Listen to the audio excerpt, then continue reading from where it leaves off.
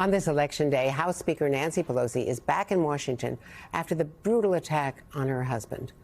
Pelosi on CNN Monday saying that there is a through line from January 6th directly to the attack on her husband, Paul. Paul was not the target, and he's the one who's paying the price. I mean, we all are, but he's the one who's really paying the price. But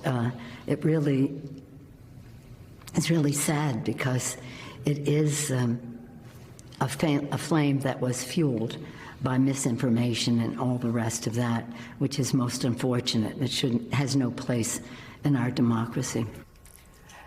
Joining me now is NBC News presidential historian Michael Beschloss and NBC senior reporter Ben Collins. So, Ben, let's talk about what today could be a face-off, with all this misinformation and disinformation. And as Nancy Pelosi points out, according to the suspect himself, misinformation clearly led to the attack against your husband. Yeah, and if you see the places where that guy hung out, the kind of places where he got his information, those people are very committed to violence recently.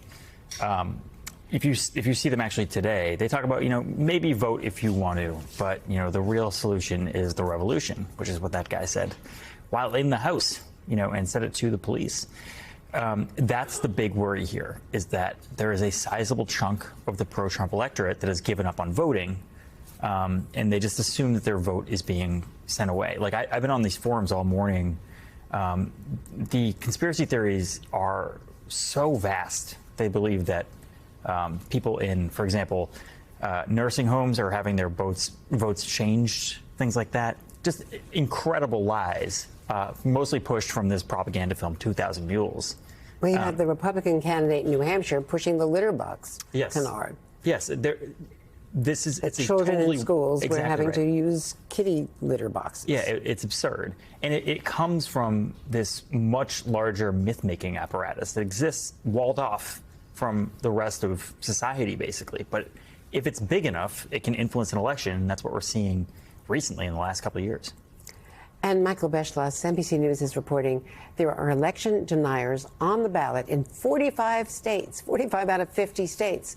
So how do you think the spread of these false heads could impact today's election and America's democracy?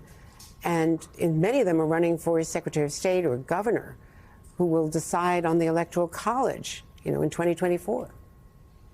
Could happen in a big way. And I want to say a thank you to Ben for all he's done to show us this dimension of American life. The 1800 version of NBC did not need someone reporting on dystopia, but we sure do, and it's a crucial part of the story.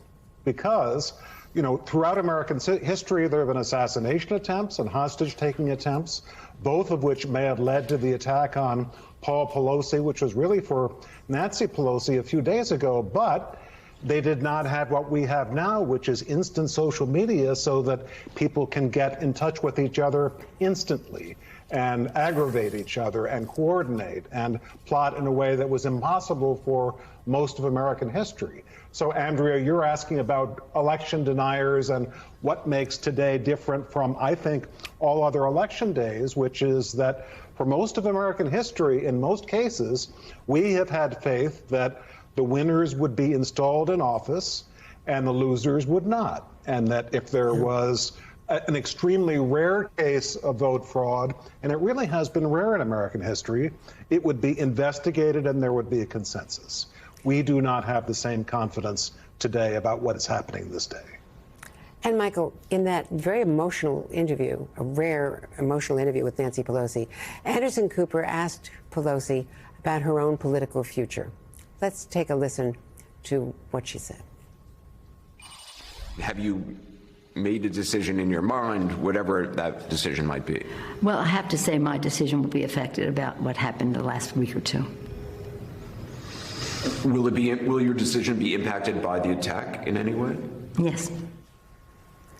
So, Michael, how do you interpret that? I mean, one way is obviously that now she is worried about her husband and feels she was the cause of it in a way because she was the target and he was the victim.